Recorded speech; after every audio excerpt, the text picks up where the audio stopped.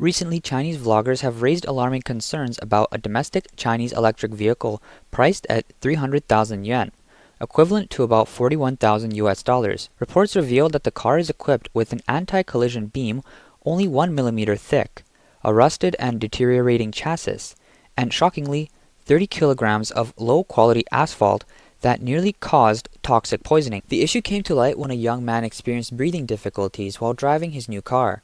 Upon inspection, a mechanic uncovered dozens of kilograms of asphalt inside. Investigations revealed that the manufacturer had used cheap coal tar asphalt as a dampening material to cut costs. When exposed to heat, coal tar asphalt decomposes and releases toxic gases, posing severe health risks, including the potential for cancer if inhaled over time. Outraged vloggers condemned the automaker, accusing it of complete disregard for consumer safety. They criticized the company for using road construction materials in vehicles to save a few hundred yuan, leaving buyers with unsafe products despite their hard-earned money. A commentator pointed out that using asphalt as a dampening material isn't unique, noting that even luxury brands like Mercedes-Benz and BMW employ similar methods. However, another user clarified that European, American, and Japanese automakers enforce strict quality controls and adhere to rigorous air quality standards for vehicle interiors. In contrast, Chinese manufacturers often use a different type of asphalt, and there is essentially no regulation or oversight regarding air pollution. Someone from the auto industry echoed this concern, stating that while new imported vehicles might emit slight odors that fade within days, domestic Chinese vehicles frequently produce harsh, unpleasant smells that worsen and persist for years. It's now clear that although both imported and Chinese cars use asphalt, imported vehicles use treated petroleum asphalt that complies with strict air quality standards. Meanwhile, the young man who purchased the domestic Chinese electric vehicle was exposed to low-quality, toxic coal tar asphalt. A mechanic highlighted the worsening quality of domestic Chinese cars. Take a look at this domestic electric vehicle that's been driven for less than 3 years. The chassis is already rusting and flaking off. What's even scarier is the metal itself. Although paint was applied, it can't stop the corrosion. But seriously, a rusting suspension on the chassis? That's hardly justified. Everyone knows that over time, rust makes the metal as brittle as a cracker. It can break apart with just a touch. Here is the undercarriage of a domestic electric car priced at around 300,000 yuan. Look at this. You can literally bend it with your hand. The anti-collision beam? It's only 1 millimeter thick. No exaggeration. This beam is so flimsy, it might as well be used to peel apples. What's even more shocking is that it doesn't even have an energy absorber. It's just a thin metal sheet screwed directly into place. This car is clearly built to barely meet the national safety standards. The cutting of corners is obvious. Grand claims during the launch event, but when owners report issues, instead of addressing the problems, they silence the people who raise them. Other users shared their thoughts, with one commenting that these days, you can't even mention brand names when discussing quality issues with electric vehicles, or you risk serious consequences. A mechanic's remarks about national standard minimums is practically ironic. Shouldn't it be called the minimum national standard, if this is considered acceptable?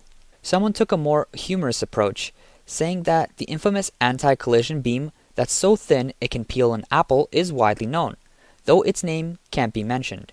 Interestingly, there's been no response from BYD about these claims. Another user summarized that when it comes to Chinese electric vehicles, the parts you can see are polished to perfection, but the hidden areas are shamelessly inadequate. Now I finally understand why some people are still spending 100,000 yuan on a Corolla. Look at this electric car. It's been driven for 2 years and 11 months, and the chassis is already rusting and flaking. Now that I think about it, I haven't even finished paying off the loan, and the chassis is already in this condition. Look at this car. This 2014 model is falling apart. Just look at how bad it's gotten. This is what a domestic car looks like. This is a Chang'an made in China. It's a 2014 car, and I'm telling you, China just can't make good cars. A car from 2014 has rusted this badly. All they can make is garbage. One example involved a car with severely rusted panels. A mechanic tapped on a rusted section with a hammer, and it was like breaking open an anthill.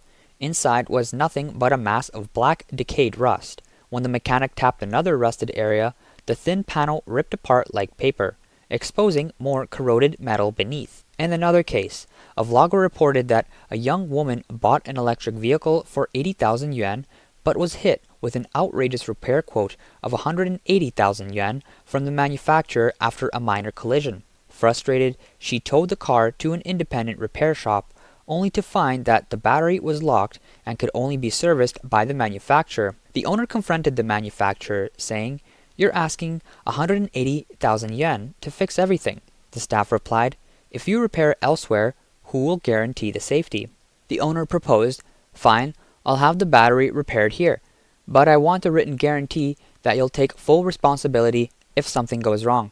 The staff responded, "We can't guarantee that." The owner then asked, "Is the battery mine?" The staff admitted, "Yes, the battery is yours." The owner pressed further, "If the battery is mine, what gives you the right to lock it?" The staff explained, "It's for your safety." Ultimately, the owner was forced to pay a 5,000 yuan fee, equivalent to about $690, just to unlock the battery before she could get it repaired elsewhere. Reflecting on the experience, she asked, "Who's still claiming that electric cars have low operating costs?" The reputation of Chinese electric vehicles is not just in trouble domestically, they've also come under fire in Russia, one of the country's closest allies.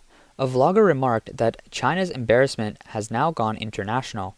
Recently, Russian media openly criticized the poor quality of Chinese-made cars, stating they fall far behind Japanese vehicles in terms of reliability.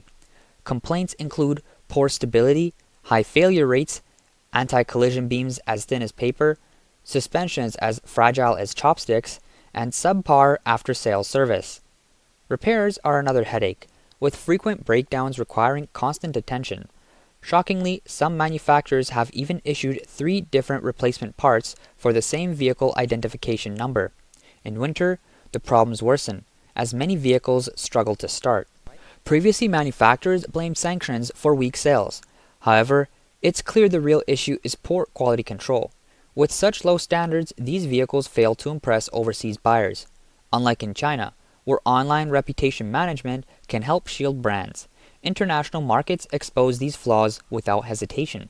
In 2024, China exported 1.17 million vehicles to Russia, achieving a 68% market share by year-end. Nearly 7 out of every 10 cars sold in Russia were Chinese brands.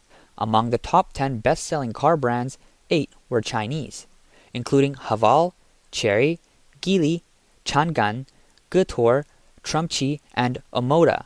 However, alongside this growth, complaints about Chinese cars in Russia have surged. According to a 2023 report from Russian media, the repair frequency for Chinese vehicles in Russia increased by 35%.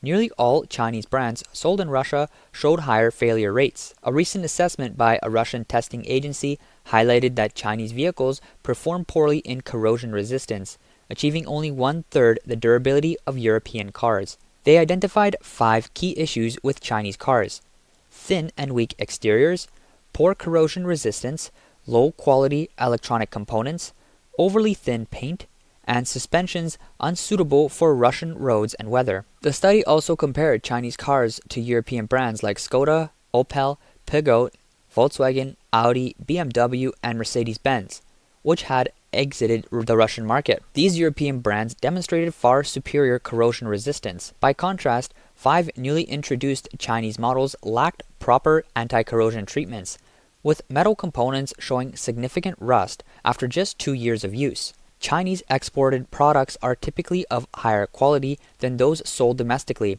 yet even these exported vehicles have faced harsh criticism in Russia, raising concerns about the quality of their domestic counterparts. The widespread quality issues with Chinese electric vehicles has tarnished their reputation, making them a symbol of poor craftsmanship.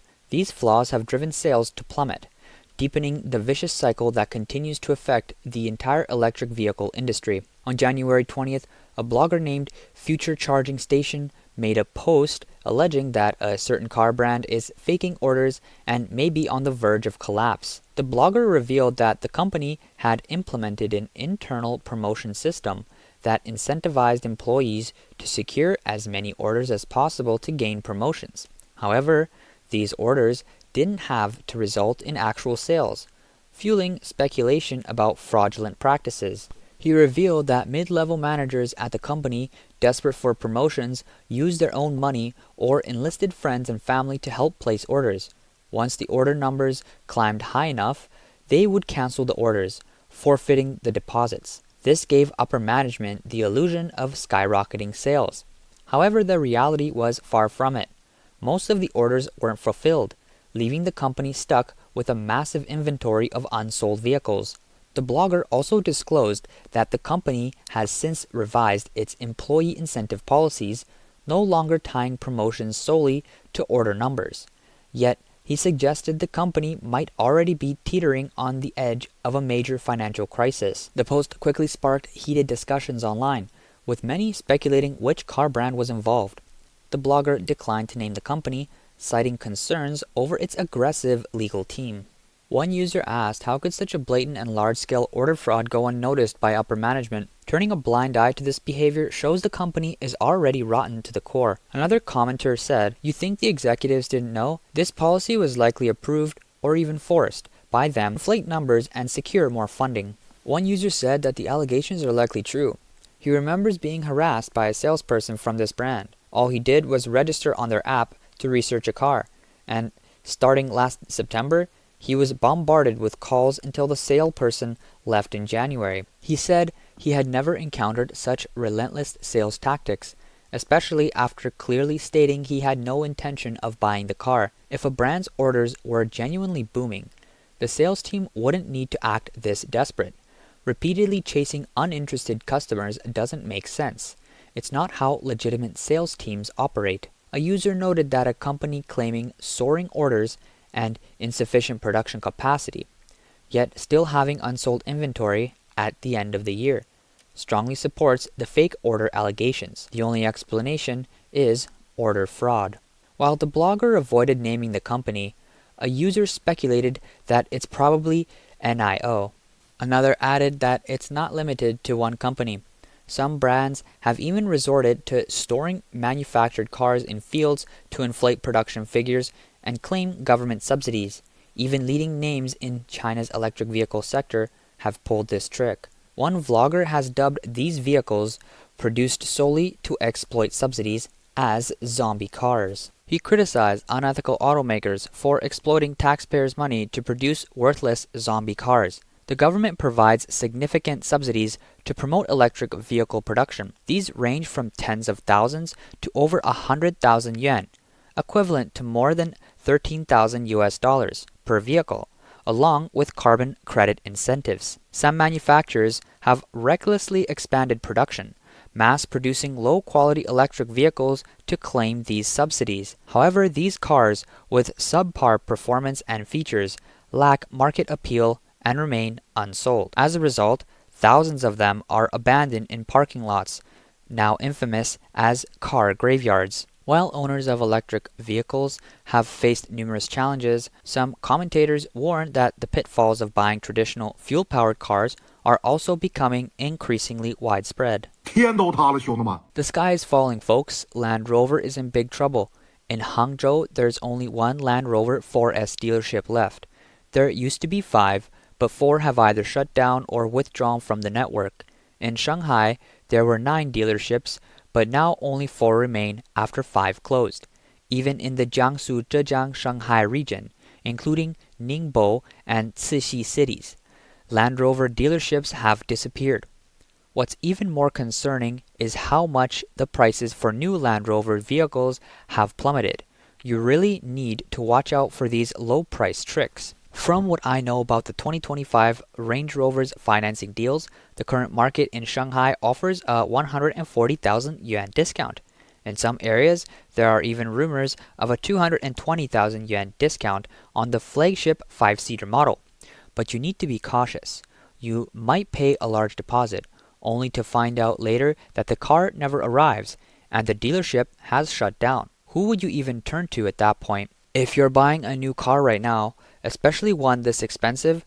Don't make the mistake of ordering one without seeing it in stock. I've warned you before, and I'll say it again. With luxury fuel-powered cars like these, don't commit if there's no vehicle available. If you order a car that's not in stock, there's no telling how long it will take to arrive. And what happens if the dealership takes your deposit and then shuts down? You might pay the deposit today, and next week, when you check back, the dealership has turned into a Huawei flagship store. Then what? That's a disaster waiting to happen. Be cautious. Be extra cautious. Beginning in 2024, there has been a wave of mass closures among China's automotive dealerships, commonly known as 4S stores. Many customers who had recently paid deposits for new cars or purchased maintenance packages were shocked to discover these dealerships suddenly shutting their doors, leaving them in limbo. One such case involved Mr. An, who bought a car from a Buick 4S store and purchased an additional double protection maintenance package worth 10,888 yuan, equivalent to about 1,500 US dollars. However, in October 2024, the dealership abruptly closed. While he could seek maintenance at other locations, his prepaid balance became entirely unusable. Mr. An argued that since 4S dealerships operate as authorized distributors under major car brands, the automakers themselves should bear some responsibility and work to minimize consumer losses.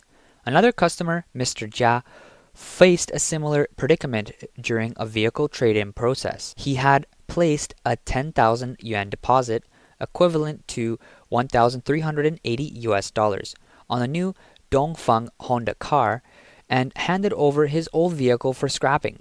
But shortly after, the dealership closed down. Now he's left with no subsidy for his old car and no new car delivery. Mr. Jia said the manufacturer claimed they weren't responsible and said this is an issue between the consumer and the dealership. When he asked if the deposit went to the manufacturer, they admitted it didn't. It went to the dealership. Now the dealership won't even provide a scrapping certificate, including the deposit.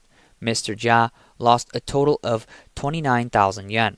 The situation has sparked debate in the comments section, with one user asking sarcastically if 4S stores are turning into hair salons and gyms now. Another said, "Why is it disaster after disaster every single day? It's exhausting." One user commented that people say the sky is falling, but they might not truly understand what that looks like. What seems like the worst time now only seems so because we're comparing it to the past. In a few years, today might actually feel like the good old days. As 2025 begins, many predict that an even tougher period may lie ahead for countless Chinese citizens.